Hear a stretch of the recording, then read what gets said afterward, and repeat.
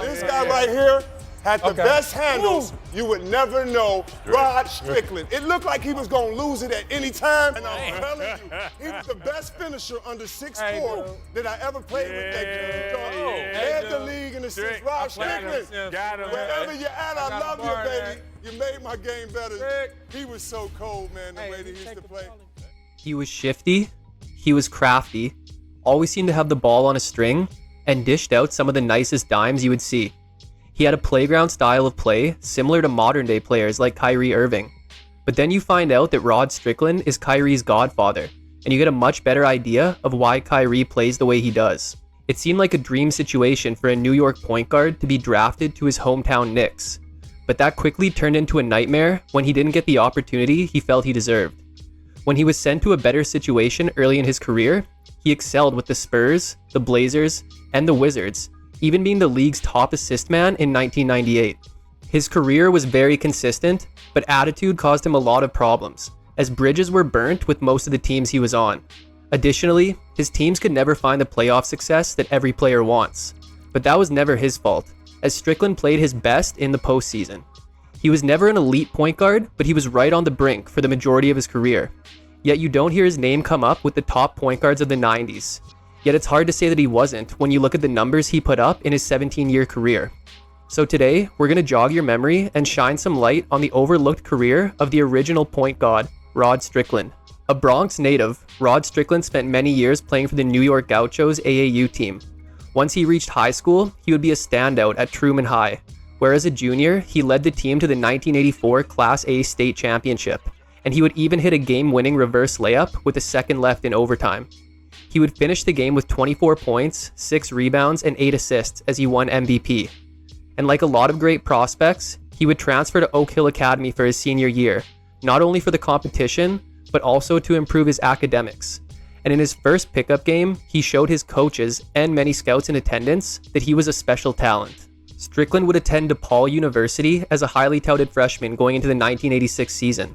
The Blue Demons had just lost their best player, Tyrone Corbin, to the NBA, and had lost their starting point guard, Kenny Patterson, to graduation, but they were still a good veteran team with the starting lineup consisting of 4 upperclassmen. But even as a freshman, Strickland would outshine them all. He would play all 31 of the team's games, starting 23 of them, and as a freshman he would lead the team in scoring as one of 2 players to average double figures, while also leading the team in assists and steals by a large margin, and he shot nearly 50% from the field. With the addition of Strickland, the Blue Demons were able to have a pretty good season, as they ended the year at 16-12 and received a berth in the NCAA tournament. Then, as a 12 seed, they would pull off a couple upsets. In round 1, they would defeat the 5-seed Virginia Cavaliers in a close game that saw Strickland finish tied for second on the team with 12 points, along with dishing out 3 assists on nearly 55% shooting. Round 2 brought a great 4-seed Oklahoma team, but once again, the Blue Demons would pull off the upset, as Marty Embry would lead the team with 19 points and 11 rebounds, but Strickland would again be the second leading scorer, with an efficient 15 points to go along with the team-high 7 assists, as DePaul advanced to the Sweet 16 against top-seeded Duke, who were loaded with NBA talent. Unfortunately, DePaul's tournament run would come to an end, but they would only lose by 7 points, as this time Strickland would lead the team with 15 points on over 63% from the field, and would record 2 steals and a block. But Strickland's great freshman year would end with him averaging about 14 points, 5 assists, and 2 steals per game. Going into the 1987 season, DePaul would welcome JUCO transfer Kevin Edwards, who along with Strickland and forward Dallas Comagis would give the Blue Demons a great trio. Strickland would drop to second on the team in scoring, yet still upped his scoring. But this was mostly due to the addition of Edwards, a great season from Comagis, and improved contributions from sophomores Terrence Green and Stanley Brundy. However, Strickland would up his assists as he once again led the team and would still average 2 steals a game. The Blue Demons established themselves as a top team in the nation as they started the year 16-0 and ultimately finished the regular season at 26-2 and would enter the tournament as a 3 seed. In the first round, they would defeat Louisiana Tech convincingly, with Strickland putting up 25 points on 80% shooting, as well as 8 assists and 5 steals. Round 2 brought St. John's, who were led by another great New York point guard and someone who Strickland would cross paths with in the NBA, in Mark Jackson. And with DePaul trailing by 2, Comagis went to the free throw line, where he would miss the first free throw, then deliberately miss the second. DePaul would recover the rebound, and the ball eventually found its way to Strickland, who hit a game-tying layup with 5 seconds left, which led to the game going to overtime and DePaul taking the victory, as Strickland finished with 16 points, 5 assists, and 3 steals. But unfortunately for DePaul, they would be defeated by 10-seeded LSU in the Sweet 16, with Strickland only managing 9 points, as the whole team struggled to put points on the board. So it was a surprising end to a great season that saw Strickland average about 16.5 points, 6.5 assists, and 2 steals per game. Comegys was gone going into the 1988 season, meaning Strickland and Edwards had to pick up some of the scoring. And they did, as they formed a great duo, averaging over 38 points combined. And the team continued to receive improved contributions from Brundy and Green. DePaul entered the season as the number 20 ranked team in the nation, but a loss to Pepperdine in the first game of the year knocked them out of the top 25, and they would remain unranked for the entire season, as they finished at just 21-7, but would still earn a tournament berth. Although Strickland would see himself suspended for a total of 4 games this year, as he would miss 3 games for academic reasons, and then an additional game for missing a practice. And on top of that, he would be charged for assault and battery on a dormitory guard that occurred on New Year's. But he was available for the team going into the tournament, which they would kick off by running through Wichita State, as Strickland was third on the team with 19 points on 60% shooting, and dished out 13 assists along with 3 steals. Round 2 brought Kansas State, led by Mitch Richmond, but Kansas State would come out victorious, as Strickland would be the only Blue Demon to score double figures, as he finished with 19 points and 8 assists, but would struggle from the field, shooting under 37%, as this would end a career year for Strickland, where he averaged 20 points, nearly 8 assists, and 3 steals per game, and he decided it was time to enter the NBA draft after a season like that. Now for the Knicks pick, David Stern in the draft. The New York Knickerbockers select Rod Strickland of DePaul. Getting drafted to the Knicks was a dream come true for Strickland, but it didn't make a lot of sense for the Knicks, as they had drafted Mark Jackson the year before, and he was coming off of winning Rookie of the Year. But Knicks head coach Rick Pitino assured fans that Strickland was drafted to be a backup, to prolong Jackson's career. However, Strickland was still skeptical, as he didn't understand why a team that never contacted him chose to draft him. But Strickland wouldn't make a good first impression, as after a preseason loss to Indiana, Pitino gave newly acquired Charles Oakley and Strickland permission to stop in Chicago, as long as they were back in time for a morning practice later in the week. When practice started, Oakley was there, but Strickland wasn't, as he had missed his flight and couldn't get another in time, which resulted in a $250 fine. But Strickland would begin his rookie year backing up Mark Jackson on a Knicks team led by 4th-year superstar Patrick Ewing, and he would play great in his backup role, as he would be one of the top bench scorers and the second best assist man behind Jackson. He would even have 3 double-doubles, including a 20-point, 14-assist, and 5-steal performance in a starting role in a March 4th blowout of Chicago.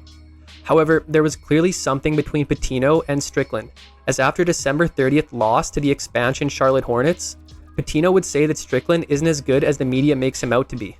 Nonetheless, the Knicks finished 52-30 and would play the Sixers in round 1, which ended with the Knicks sweeping Philly.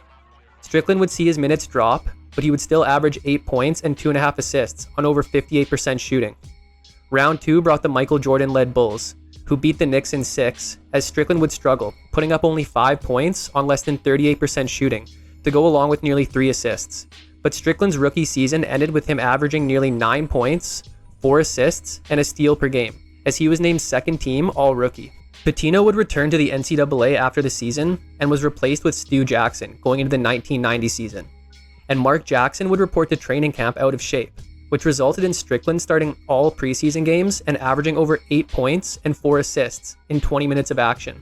Strickland would get a minutes increase for the Knicks this year, but was still unhappy with his role, as he felt that he wasn't being given a fair chance to compete for the starting spot, and that Jackson was unfairly favored. And the tipping point would come in a February 1st game versus Sacramento, where he was pulled from the game for reportedly not putting in enough effort on defense. After this instance, he would publicly ask for a trade, and he would get his wish 3 weeks later, as he would be traded to San Antonio for veteran point guard Maurice Cheeks at the trade deadline. Strickland would join a great Spurs team led by another superstar big man in David Robinson, but also featured great players like Terry Cummings and a rookie Sean Elliott.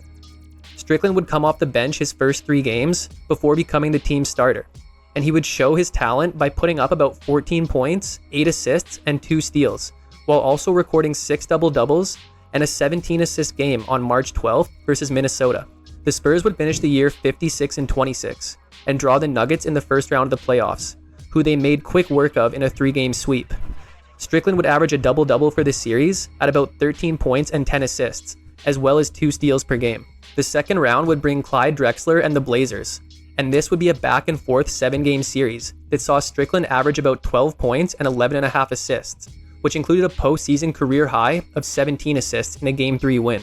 Unfortunately, Strickland's most remembered moment of this series came in the final minutes of overtime in Game 7, when he threw an errant behind-the-head pass that the Blazers saved from going out of bounds, and then got the ball to Drexler, who was fouled by Strickland on a breakaway, which resulted in 2 free throws for the shooting foul, and 2 more end possession due to the breakaway rule, which would push the game out of reach for San Antonio and end their season.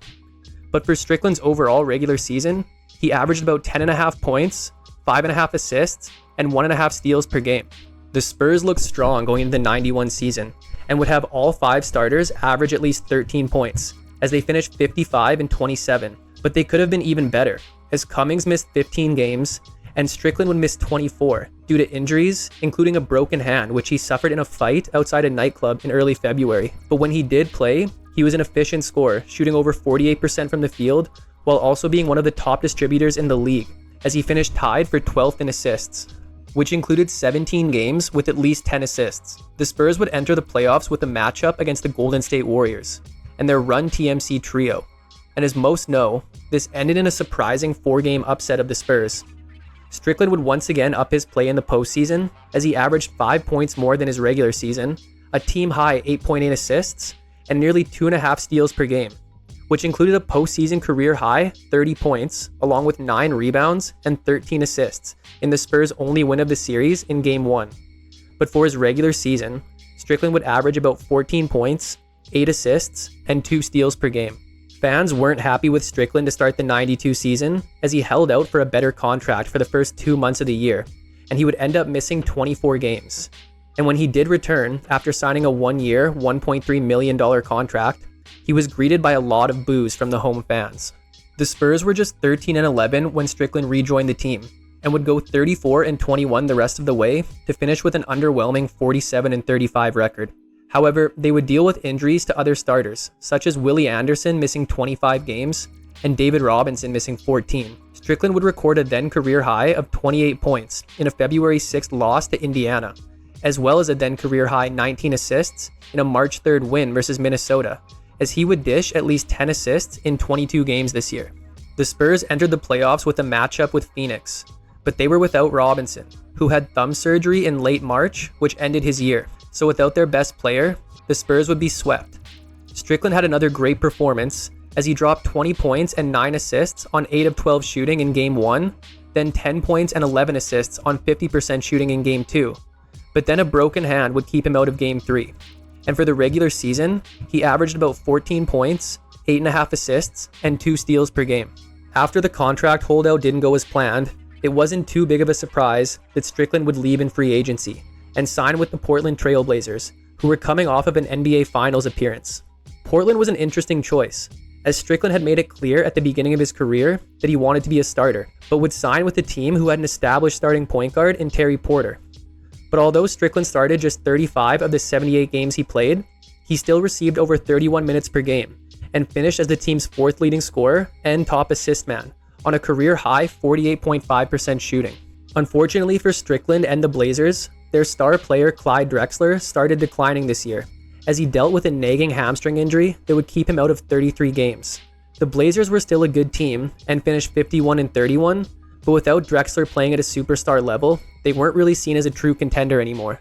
The Blazers would match up with Strickland's former team in round 1, but would be defeated by San Antonio in 4 games, as Drexler was only able to play in 3 games, and the top 3 scorers from the regular season struggled to find their shot, as none of them shot above 42%. Strickland would play well and would start all 4 games alongside Porter in the backcourt, but even though he averaged nearly a double-double, it wouldn't be enough in a close series where every game was decided by 9 points or less. And Strickland's first season in Portland would end with him averaging about 13.5 points, 7 assists, and 1.5 steals per game. Strickland would have his best season to date in 1994. He would play in all 82 games and split time starting with Porter, but ultimately would start 58 games to Porter's 33.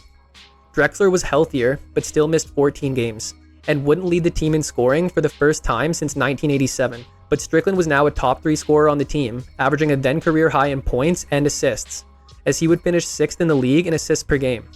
And this season would include his first 20-assist game, when he set the Blazers record with 20 dimes in an April 5th win versus Phoenix. But the Blazers were continuing to slowly decline, as they still had an elite offense, but had the 18th ranked defense, which resulted in a 47-35 record. This was still good enough for another playoff berth, where they would be matched up with the Houston Rockets and MVP Hakeem Olajuwon. The series would end in a 4-game loss for the Blazers, but Strickland would have arguably the best playoff series of his career, as he would start somewhat slowly with 17 points and 5 assists on less than 39% shooting in a Game 1 loss, but then would put up 26 points on 62.5% shooting to go along with 12 assists and 3 steals in a Game 2 loss, followed by 25 on nearly 58% shooting along with 15 assists in a Game 3 win, and would end his great performance with 26 points and 7 assists, but would shoot just over 41% and commit 6 turnovers in the series-deciding Game 4 loss. But this performance would leave Strickland as the team's top scorer in the series, while also averaging nearly a double-double. But for his regular season, he would average about 17 points, 9 assists, and 2 steals per game. 1995 was a season of change for Portland. Head coach Rick Adelman had been fired in the offseason and was replaced with PJ Carlesimo.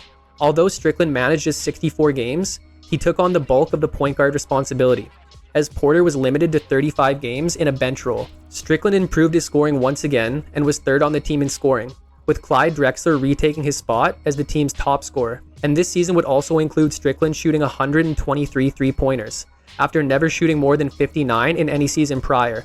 But then with the Blazers sitting at 25-21 and no longer championship contenders, a blockbuster trade sent Drexler to the Rockets for a package headlined by big man Otis Thorpe and a first-round pick.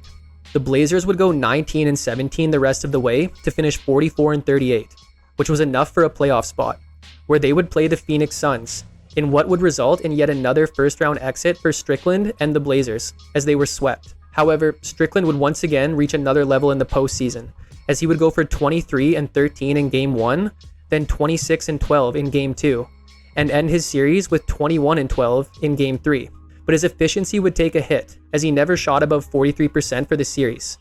But Portland's best days were behind them, and this marked the 5th straight year that Strickland didn't make it out of the first round. And for the regular season, he would average about 19 points, 9 assists, and 2 steals per game. Porter had left for Minnesota in the offseason, and Thorpe would be traded to Detroit. So now Strickland and Cliff Robinson, who were both in their primes, were the team's top players by a large margin. And Strickland would again shoot over 100 threes with 111, but would never shoot more than 77 after this season. The Blazers would also get an addition that they had been waiting on for years, as their first-round pick in 1986, Arvydas Sabonis, had finally joined the team after many years in Europe. And although he was a 31-year-old rookie, he would be a top 3 scorer on the team. But Strickland would find himself in hot water multiple times this year. First, just 3 games into the season, he would be arrested and charged with assaulting an ex-girlfriend during an alleged argument they had the month prior. Strickland wouldn't have much to say on the matter, but he would make it clear that his accuser was never his girlfriend. Strickland wouldn't miss time due to this incident, however, and the Blazers' season would continue.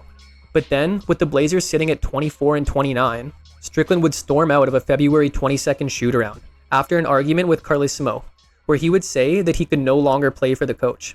Strickland would miss the next 6 games before returning to the team on March 5th.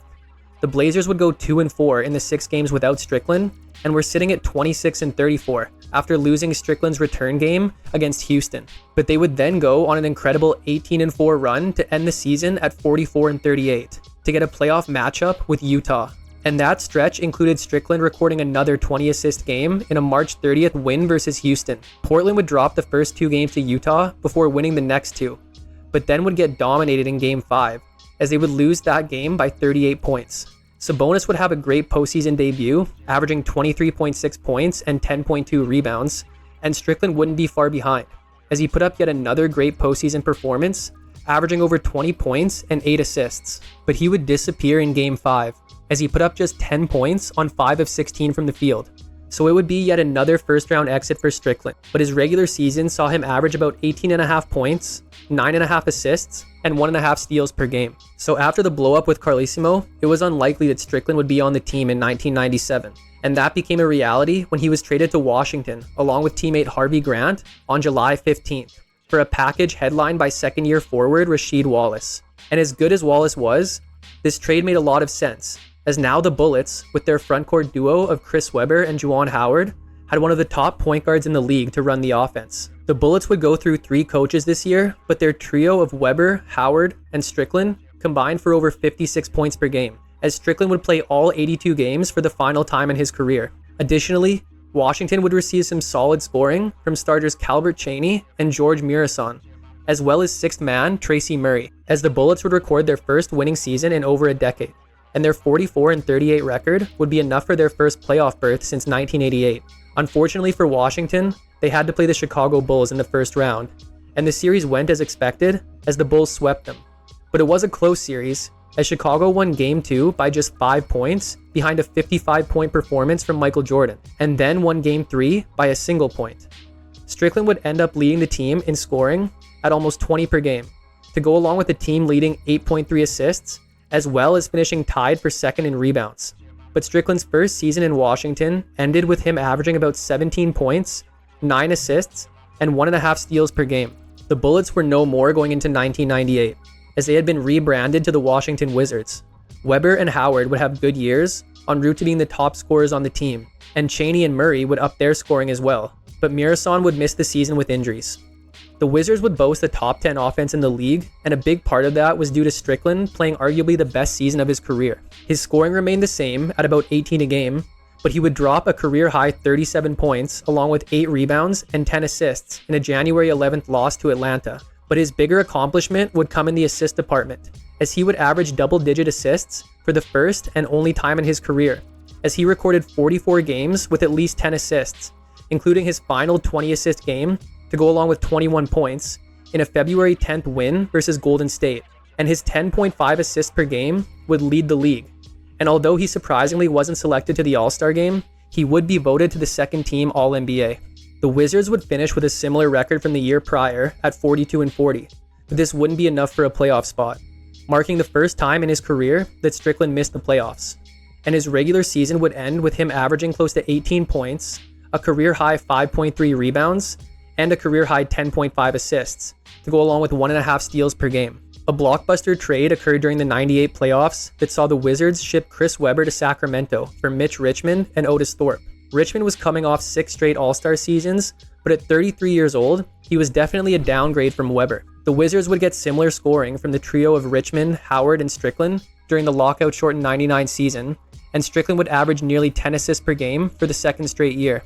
However, Washington's overall offense declined, as Cheaney's scoring dropped significantly, and Murray missed 14 games, while also seeing a big scoring drop. And this was reflected in their record, as they finished 18-32, missing the playoffs for the second straight year. And Strickland's season would end with him averaging about 15.5 points, 10 assists, and 1.5 steals per game. The 2000 Wizards continued to decline, as Howard and Richmond put up the lowest scoring averages of their career, and Strickland's contributions dropped as well, as he also missed 15 games. The Wizards would also go through 2 coaches this season, marking 6 different coaches in Strickland's 4 years with the team. Overall, this would be a pretty uneventful season for the Wizards, and it would end with Strickland averaging about 12.5 points, 7.5 assists, and 1.5 steals per game. The 01 season would find Strickland in the headlines again. He would be arrested right before the start of the year on October 29th, when he refused to leave a nightclub that authorities were clearing out because of overcrowding, but he would be released and with the team to begin their season on October 31st. Juwan Howard was having a bounce-back year, and Richmond was still a solid scorer, but would miss a lot of time with injury as second-year guard Richard Hamilton was cementing himself as the team's future two-guard. The Wizards were having a horrible year, as they were sitting at 5-24 after a December 27th loss to New York, a game in which Strickland did not start and only played 18 minutes after sleeping through a practice earlier in the week. But he would then miss the team flight to Miami for their next game, as well as their practice before the game, without an explanation. The Wizards felt it was likely defiance due to his reduced role in the New York game, and they suspended him for the Heat game. He would then only play in 4 more games for the Wizards before he was bought out on March 1st. Then a few days later, he would sign with Portland, where he would play 21 games in a bench role, yet would make a return to the playoffs but would be played quite sparingly, as the Blazers were swept by the Lakers, and Strickland's regular season would end with him playing a total of 54 games, as he averaged about 9 points, 5.5 assists, and a steal per game. Strickland would sign with the Miami Heat shortly before the 02 season, as they were looking for someone to replace Tim Hardaway, who they had traded to Dallas in the offseason. The Heat were coming off a strong year, and were led by franchise legend Alonzo Mourning and swingman Eddie Jones, and Strickland would slot in as the team's starting point guard, and would have a solid season. But even though the Heat had the top defense in the league, they also had the worst offense, which led to a disappointing 36-46 record, as they would miss the playoffs. Strickland's best years were behind him, and he would spend the rest of his career bouncing around teams as a rotation player. But for his last season as a starter, he averaged about 10 points, 6 assists, and 1 steal per game. Strickland would sign with Minnesota shortly before the 03 season, where he would play in 47 games, starting 8 of them, for a T-Wolves team led by superstar Kevin Garnett and forward Wally Szczerbiak. Although Strickland didn't have a huge role, the Wolves were a good team, and would finish the year 51-31, as they would make the playoffs to play the Lakers in what would be Strickland's final postseason appearance. Strickland would play in every game in the series and would put up 10 points, 5 assists, and 2 steals off the bench in a Game 1 loss. But his contributions would decrease as the series went on, and the Lakers would end up winning the series in 6. But for his regular season, he averaged about 7 points, 4.5 assists, and 1 steal per game. Strickland was without a team to begin the 04 season, but then the Orlando Magic, in the midst of a 19-game losing streak, signed Strickland on November 25th. He would play a backup role to Tyronn Lue, but the Magic were a train wreck and were sitting at 17-45 at the beginning of March, when Strickland would request a release, which the Magic granted. He would then sign with Toronto a few days later to help fill in for the injured Alvin Williams. Strickland would appear in 15 games with Toronto, but they would also struggle this year and finish at 33-49. And Strickland's overall regular season saw him average about 6 points, 4.5 assists, and half a steal per game. Strickland would sign with the Houston Rockets on January 19th of the 05 season, as they were also dealing with a lot of injuries. But they had a new duo of Tracy McGrady and Yao Ming, and wanted to do all they could to put them in a position to win. However, Strickland would appear in just 16 games before being waived, and his shortened regular season would see him average about 2 points and 2.5 assists per game, and he would never play another game before officially retiring in 2007. Rod Strickland wasn't exactly a player that stayed out of the spotlight, but he would often find himself in the spotlight for the wrong reasons, which would overshadow an incredibly consistent career. He came into the league with the playground style of many of the great New York point guards, but wasn't happy with his lack of playing time. When he got a chance in San Antonio, he ran with it and had some great seasons that he only continued to improve upon during his first stint in Portland and his few years in Washington, where he was one of the top point guards in the league. He was one of those guys that was labeled with an attitude problem that followed him most of his career, although he didn't help himself with some of the decisions he made, like missing practices and games. But when he was on the court, he was one of the most underrated at his position. And if his 5-year stretch with over 17 points and 9 assists per game doesn't prove that, you just have to look at how he always stepped his game up in the postseason and never shied away from the big moment. He was one of the greatest passers the league has ever seen, and did it with a flair while embarrassing defenders with his crafty handles. But he could never find his way into the upper echelon of point guards of his era, yet still deserves the respect and appreciation that those point guards receive. But that's it for today's episode on Rod Strickland. Hope you enjoyed it, and don't forget to subscribe for more videos like this one. You may also want to check out this video on his fellow New York point guard who he clashed with in New York, or this one on one of his teammates for a few years in Washington. Thanks for watching, and see you next time.